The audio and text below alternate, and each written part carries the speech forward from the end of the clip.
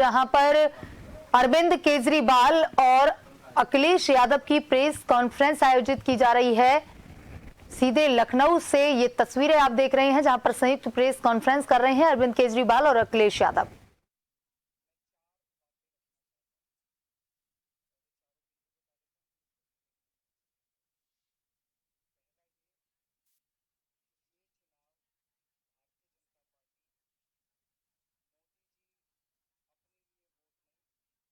शाह जी को प्रधानमंत्री बनाने के लिए वोट मांग रहे हैं। दूसरी बात, योगी आदित्यनाथ जी को अगर ये लोग जीत गए तो योगी आदित्यनाथ जी को 2 से 3 महीने के अंदर उत्तर प्रदेश के सीएम पद से हटा दिया जाएगा।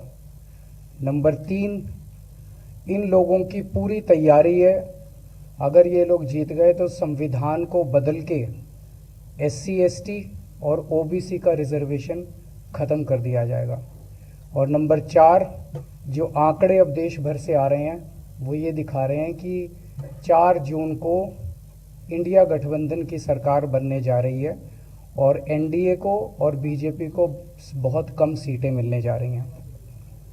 अब मैं अपने सबसे पहले पॉइंट पे आता हूँ। जब 2014 में प्रधानमंत्री बने थे नरेंद्र मोदी जी, तो उन्होंने खुद एक रूल बनाया था कि भारतीय जनता पार्टी के अंदर और उनकी सरकारों में 75 वर्ष से ऊपर कोई भी व्यक्ति होगा तो उसको संगठन में और सरकार में किसी भी पद पे नहीं रखा जाएगा, उसको रिटायर कर दिया जाएगा। और उसका सबसे पहले उस रूल के तहत आडवाणी जी को और मुरली मनोहर जोशी जी को रिटायर किया गया था। और उसके बाद तमाम यशवंत सिन्हा जी, सुमित्रा महाजन जी, कई लोगों को यहाँ टिकट नहीं मिली, कई लोग जो पद पे बैठे हुए थे उनको पद से इस्तीफा दिलवा के उनको हटाया गया, ऐसे कई सारे लोग हैं।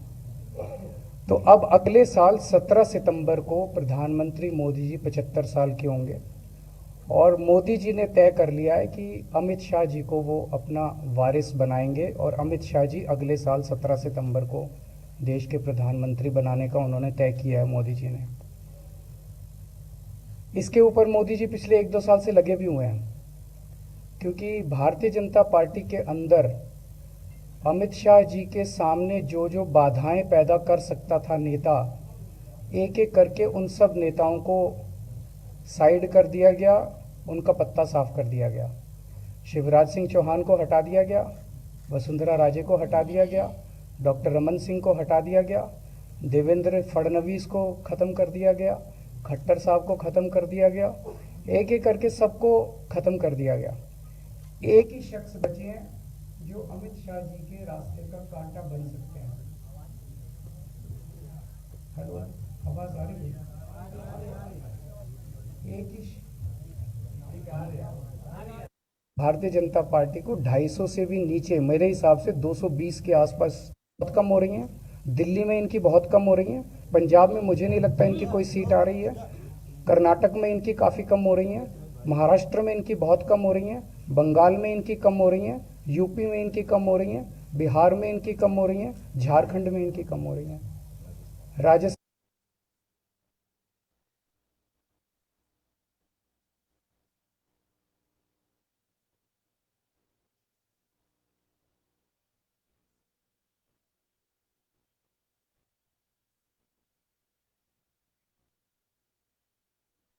जो पूरे देश के अंदर एक नेगेटिविटी इन लोगों ने फैलाई है उसको हम लोग ठीक करेंगे।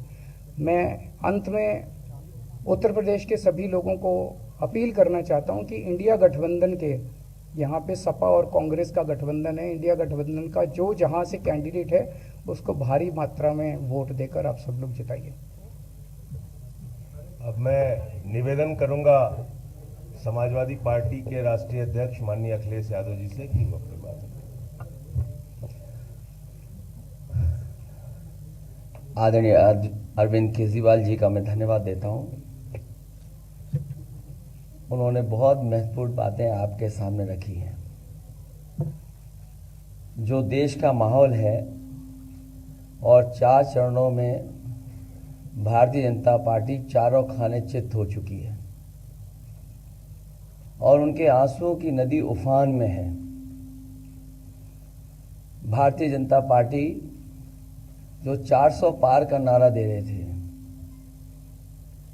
अब समझ में आया है 4 चरणों के बाद, वो बात तो ठीक है कि आरक्षण पे सबसे पहले हमला करेंगे, लेकिन 400 पार नारा इसीलिए दे रहे हैं कि 543 में 400 के बाद वो सीटें देख रहे हैं, तो वो केवल 143 बन रही हैं।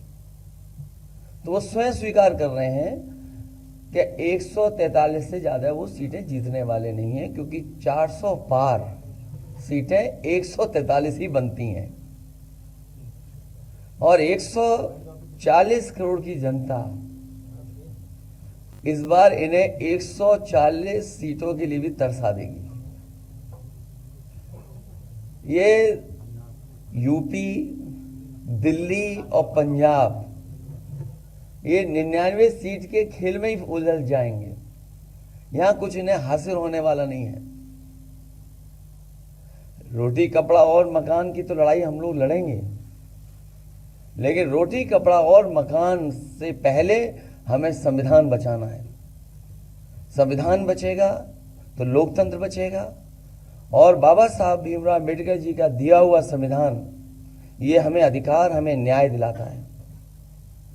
भारतीय जनता पार्टी की इस साजिश को आम लोग समझ गए हैं, और इस बार सबसे बड़ी हार भारतीय जनता पार्टी की होने वाली है।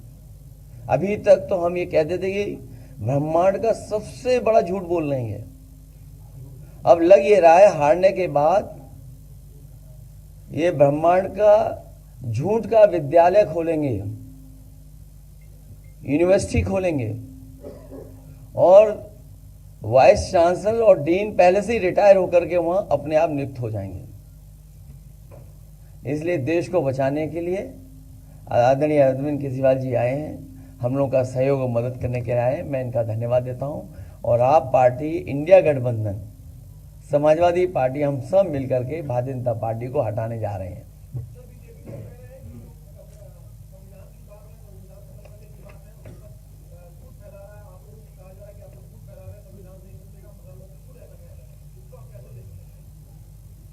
उनकी कौन सी बात सच निकलेगी? अभी आपसे ही कहा कि 75 साल वाला जो वो है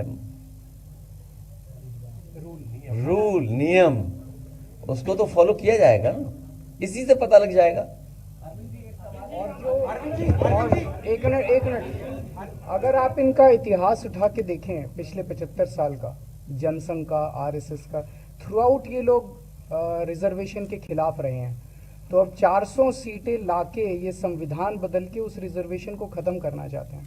अरविंद जी, स्वाति मालीवाल के मामले में अभी तक आप कुछ बोले नहीं है। आपके ओर से आपके साथ में स्वाति मालीवाल के मामले में अभी तक, अरे उससे ज्यादा जरूरी और चीजें भी हैं, कागज हम निकाल लिए। अरविंद जी, आज आपके साथ में जो है, आज आपके साथ में भी आए आपके, भाजपाई किसी के सगे नहीं है। क्या बोलेंगे स्वाति मालीवाल के मामले में, क्या बोलेंगे आप? ये है कि भाजपाई किसी के सगे नहीं है, और जो ओएनजी साथ में, और भाजपाई झूठे मुकदमे लगाने वाला गैंग है। जो केजरीवाल के आपके साथ घूम रहे हैं, उनके लिए क्या कहेंगे? जो ओएनजी हाँ, आपके बोलो। साथ में घूमने लगा था, बोल रहे हैं, बता। संजय जी आपने बात कही थी, हाँ, मैं बोल रहा हूँ, आपने प्रेस कॉन्फ्रेंस में ये बात बोल रहा हूँ, 1 सेकंड बोल रहा हूँ।